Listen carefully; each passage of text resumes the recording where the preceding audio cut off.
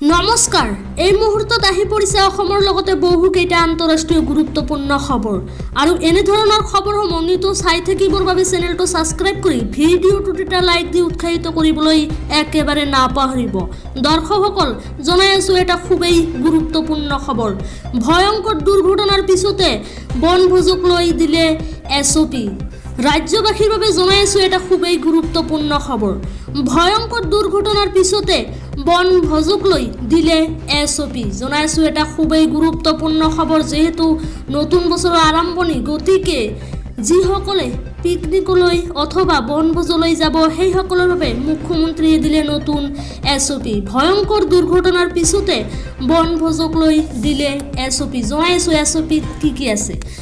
দেৰগাঁৱৰ শোকাবহ পথ দুৰ্ঘটনাক লৈ মুখ্যমন্ত্ৰী ডক্টৰ হিমন্ত বিশ্ব শৰ্মাৰ প্ৰথম প্ৰতিক্ৰিয়া আৰু দেৰগাঁৱত যি শোকাবহ পথ দুৰ্ঘটনা হৈছিল তাক লৈ অসমৰ মুখ্যমন্ত্ৰী ডক্টৰ হিমন্ত বিশ্ব শৰ্মাৰ প্ৰতিক্ৰিয়া। কুঁৱলী শেষ হোৱাৰ পিছতে চলাব পাৰিব বনভোজ লৈ যোৱা বাছ। এতিয়াৰে পৰা কুঁৱলী শেষ হোৱাৰ পিছতে চলাব পাৰিব বনভোজলৈ যোৱা বাছ। কুঁৱলী নিদিয়াৰ আগতে আহি পাব লাগিব বাছ। জনাই আছো এছঅপিসমূহত কি আছে। কুঁৱলী নিদিয়াৰ আগতে আহি পাব লাগিব বাছ।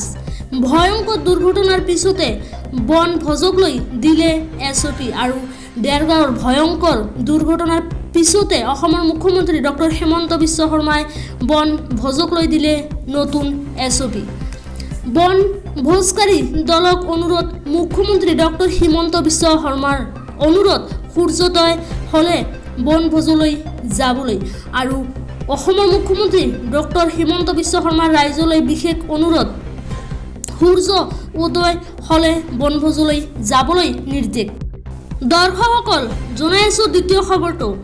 দুৰ্ঘটনা সংঘটিত কৰি পলায়ন কৰিব নোৱাৰিব, 10 বছৰ কাৰাদণ্ড, 7 লাখৰ জৰিমনা। জনাই আছো এটা খুবেই গুৰুত্বপূৰ্ণ খবৰ। আমাৰ দ্বিতীয় নম্বৰ খবৰ, দুৰ্ঘটনা সংঘটিত কৰি পলায়ন কৰিব নোৱাৰিব আপুনি। যদি পলায়ন কৰে তেন্তে 10 বছৰ কাৰাদণ্ড আৰু লগতে 7 লাখ টকাৰ জৰিমনা। দুৰ্ঘটনা সংঘটিত কৰি পলায়ন কৰিব নোৱাৰিব চালকে। এতিয়াৰে পৰা দুৰ্ঘটনা সংঘটিত কৰি পলায়ন কৰিব নোৱাৰিব আপুনি। ৰাজপথত চালকৰ বিৰুদ্ধে কঠোৰ আইন আৰু এতিয়াৰে পৰা অৰ্থাৎ নতুন বছৰৰে পৰা ৰাজপথত চালকৰ বিৰুদ্ধে কঠোৰ আইন। সমগ্ৰ দেশত চৰকাৰৰ নতুন আইনৰ বিৰুদ্ধে বিক্ষোভ আৰু সমগ্ৰ দেশতে চৰকাৰৰ নতুন আইনৰ বিৰুদ্ধে বিক্ষোভ। হিট এণ্ড ৰান আইনৰ বিৰোধিতাৰে ট্ৰাক বাছ চালকৰ প্ৰতিবাদ আৰু হিট এণ্ড ৰান আইনৰ বিৰোধিতাৰে ট্ৰাক বাছ চালকসকলৰ প্ৰতিবাদ।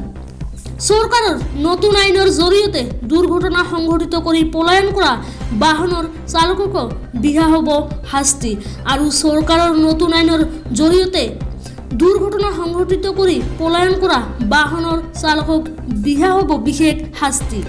হিট এণ্ড ৰান গোচৰত 10 বছৰৰ সশ্ৰম কাৰাদণ্ডৰ লগতে বিহা হ'ব 7 লাখ টকাৰ জৰিমনা আৰু হিট এণ্ড ৰান গোচৰত যিসকলে দুৰ্ঘটনা কৰি পলায়ন কৰিব সেইসকলক 10 বছৰৰ সশ্ৰম কাৰাদণ্ডৰ লগতে বিহা হ'ব 7 লাখ টকাৰ জৰিমনা।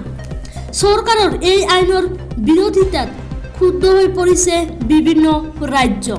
মধ্যপ্ৰদেশ, ৰাজস্থান, মুম্বাইত অচলা অৱস্থা আৰু এই আইনৰ জৰিয়তে মধ্যপ্ৰদেশ, ৰাজস্থান, মুম্বাইত অচলা অৱস্থা হৈ পৰিছে। এই আইনক ক'লা আইন অভিহিত কৰি অসমতো তীব্ৰ প্ৰতিবাদ ট্ৰাক বাছ চালকৰ আৰু এই আইনক ক'লা আইন অভিহিত কৰি অসমতো তীব্ৰ প্ৰতিবাদ ট্ৰাক বাছ চালকসকলৰ। অমিত শ্বাহ মুৰ্দাবাদ, নিতেন গাড্ডাৰী মুৰ্দাবাদ শ্লোগানেৰে উত্তাল অসমবংগ হিমন্ত আৰু অমিত শ্বাহ মুৰ্দাবাদ, নিতেন গাড্ডাৰী মুৰ্দাবাদ শ্লোগানেৰে উত্তাল অসমবংগ হিমন্ত। দুৰ্ঘটনা সংঘটিত কৰি পলায়ন কৰিব নোৱাৰিব চালকে আৰু এতিয়াৰে পৰা দুৰ্ঘটনা সংঘটিত কৰি পলায়ন কৰিব নোৱাৰিব চালকে। যদি পলায়ন কৰে তেন্তে বিশেষ আইনৰ অধীনত দণ্ডনীয় হ'ব। দৰ্শকসকল জনাই আছোঁ তৃতীয় খবৰটো কিদৰে হেক কৰা হয় ইভিএম জনাই আছোঁ এটা বিগ পলিটিকেল আপডেট কিদৰে হেক কৰা হয় ইভিএম মেচিন তথ্য ফাদিল কৰিব এছচিৰ অধিবক্তাই জনাই আছোঁ সবিশেষ কিদৰে হেক কৰা হয় ইভিএম আৰু কিদৰে হেক কৰা হয় ইভিএম মেচিন তথ্য ফাদিল কৰিব উচ্চতম ন্যায়ালয়ৰ অধিবক্তাই আৰু এই তথ্য ফাদিল কৰিব উচ্চতম ন্যায়ালয়ৰ অধিবক্তাই 5 জানুৱাৰীত ইভিএমৰ বিসংগতিৰ বিৰুদ্ধে প্ৰতিবাদৰ হুংকাৰ আৰু 5 জানুৱাৰীত ইভিএমৰ বিসংগতিৰ বিৰুদ্ধে প্ৰতিবাদৰ হুংকাৰ উচ্চতম ন্যায়ালয়ৰ অধিবক্তাই দিলে প্ৰতিবাদৰ হুংকাৰ আৰু এই হুংকাৰ দিলে উচ্চতম ন্যায়ালয়ৰ অধিবক্তাই এছচিৰ অধিবক্তাই দেখুৱাব ইভিএম হেকিঙৰ প্ৰক্ৰিয়া আৰু এছচিৰ অধিবক্তাই দেখুৱাব ইভিএম হেকিঙৰ প্ৰক্ৰিয়া ইভিএমৰ দ্বাৰা নিৰ্বাচন চূড়ান্ত প্ৰৱচনা আৰু লোকতন্ত্ৰৰ বিৰোধ আৰু ইভিএমৰ দ্বাৰা নিৰ্বাচন চূড়ান্ত প্ৰৱঞ্চনা আৰু লোকতন্ত্ৰৰ বিৰোধ নিৰ্বাচনী বিষয়াক ইভিএম হেকিঙৰ অনুমতি বিচাৰি কৰিব আবেদন এছচিৰ অধিবক্তাই আৰু নিৰ্বাচনী বিষয়াক ইভিএম হেকিঙৰ অনুমতি বিচাৰি কৰিব আবেদন এছচিৰ অধিবক্তাই সিল থকা 50টাকৈ ইভিএম বিচাৰিলে বিৰোধী নেতা তথা এছচিৰ অধিবক্তাই আৰু সিল থকা 50টাকৈ ইভিএম বিচাৰিলে বিৰোধী নেতা তথা এছচিৰ অধিবক্তাই সংবাদ মাধ্যমৰ কেমেৰাৰ সন্মুখত 50টাকৈ ইভিএম মেচিন হেক কৰি দেখুৱাব অধিবক্তাই আৰু সংবাদ মাধ্যমৰ কেমেৰাৰ সন্মুখতে 50টাকৈ ইভিএম মেচিন হেক কৰি দেখুৱাব এছচিৰ অধিবক্তাই উচ্চতম ন্যায়ালয়ৰ অধিবক্তা মেহমুদ প্ৰাচাৰৰ ইভিএম হেকিঙৰ তথ্য ফাদিলৰ হুংকাৰ আৰু এই হুংকাৰ দিছে উচ্চতম ন্যায়ালয়ৰ অধিবক্তা মেহমুদ প্ৰাচাৰ